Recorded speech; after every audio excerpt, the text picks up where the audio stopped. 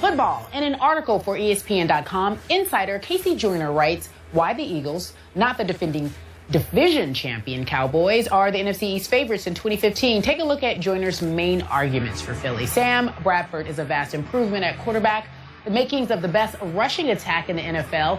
Pass defense should be much improved, and Dallas won't be able to lean on the running game as much as 2014. Joyner's bottom line is as follows. As long as the Eagles keep Bradford healthy, they will finally be able to fully implement Kelly's program. That will pay off with Philadelphia's second NFC East title in 3 years. All right, so he's going out on a limb here, Stephen A. Do you agree? Philly, the favorites to win the NFC East? No, I don't agree with that. I certainly don't agree that they should be the favorites because they have too many question marks. But I can understand why one would surmise that they are a team to be reckoned with, and you better not sleep on them.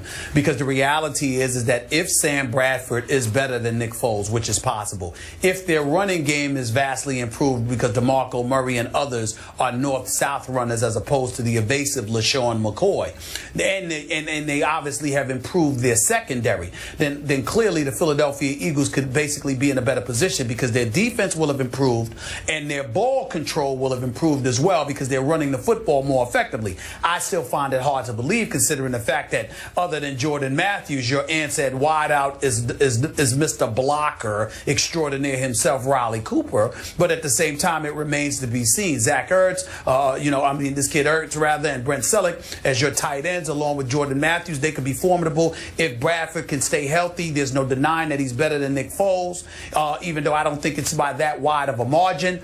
But I look at the Philadelphia Eagles, again, you were 10-6 last year. You nosedived over the last 4 weeks of the season, but the first 12 games you were 9-3. So I just look at it from the perspective that Chip Kelly clearly can coach the game of football. He clearly knows how to do something right since they've won 10 games in his first 2 seasons in Philadelphia. We have to give respect where respect is due and surmise that he might have a clue as to what he is doing. It remains to be seen whether they're going to be better than the Cowboys or not. So I'm not going to go that far. I think the Giants are a bigger threat to the Cowboys right now than the Philadelphia Eagles. But I can understand why somebody writing this report would surmise that the best may very well be yet to come, because if Chip Kelly did what he's done without his kind of guys, then imagine what he's capable of doing once he's able to fully implement his system. I can understand that mode of thinking. I don't totally agree with it, but I'm not going to totally poo-poo it either. You just ifed me to death. you just gave me about 19 ifs. You gave me more ifs than an eagle has feathers on its body. How do I respond to that? Figure it out. Sorry. Well, you can't project like that, because I'm here to tell you right now and tell my friend Casey Joyner this is dead wrong. Dallas should be favored because Dallas right here, right now, no ifs, ands, or buts, is better than Philadelphia. You can make these cases if you project that Sam Bradford will stay healthy. I don't know how you project it. This man has not played football in almost 2 years. You have to go all the way back to October of 2013 since he played in an NFL game. He has ruptured the same ACL now twice in 2 years. Do you trust it? I told you before he got drafted, I'm a University of Oklahoma fan, watched every snap he took there. I never could quite trust his health or his strength in the pocket. He folds under pressure. Speaking of Nick Foles, will he be better than Nick Foles? I don't know, Stephen A. He had that one decent year in St. Louis, 2012. He went 7-8-1. His QBR was right in the middle, 50.3, 21 touchdowns, 13 interceptions. You can argue he didn't have much of a supporting cast, didn't have much of a receiver core. Will this core be better? Maybe a little bit better. Is it better than Dallas's? No. I'm sorry. It's not better than Dez and T. Will, Jason Witten, Cole Beasley. That's a lot of firepower that Philly, by your own admission, does not have right now. I like Philly's offensive line, but it's not the Cowboys' offensive line. I like Jason Peters at left tackle. I like Kelsey at center. I like Lane Johnson at right tackle, another University of Oklahoma guy. It's pretty good.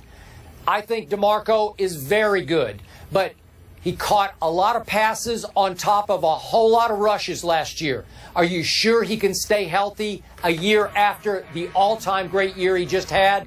That's why Jerry Jones wouldn't pay him. I'm not sure. That's a huge if to me. I like it that you add Byron Maxwell and Walter Thurman to the pass defense. It's got to be a little bit better. I like Kiko Alonso. I think he'll help a little bit. Will that defense be about as good as Dallas's? Yeah, probably in the same ballpark. But I like what Dallas is doing. You've laughed at you can do the Sam Bradford syndrome back to me. Sean Lee is back on my Cowboy defense. Can he stay healthy? He hasn't been able to for the last 3 or 4 years. But if he does, they will be much better. Obviously, they drafted well. I think Randy Gregory is going to bring some pop to the pass rush. Byron Jones is an elite athlete in the secondary. And maybe Greg Hardy down the stretch, down the backside of the season, maybe the last 6 or so games, you get some pop out of him.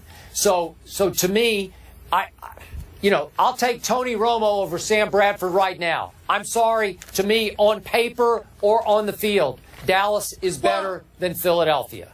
Well, listen, like I told you before, I said I agreed with that, but I can understand how your guy could come to this conclusion because he's leaning on Chip Kelly trying to get his own guys. And he's also taking into account, Skip, that the Dallas Cowboys could potentially return to the Cowboys of old because without DeMarco Murray, if they can't run the football as effectively, then it forces Tony Romo to throw even more, which means he'll take more risk in terms of interception and he'll take more risk in terms of his back. So let's take that into consideration as well. You're assuming Tony Romo's going to be healthy. You're assuming Tony Romo's going to have to throw the ball as infrequently as he did last year because their running game will remain the same with McFadden, with Dunbar, with Randall. I'm not sure about that. And so I do understand somebody using that to make the case for Philadelphia, since supposedly Chip Kelly did what he did with Andy Reid's guys, and now he's transitioning to his kind of guys.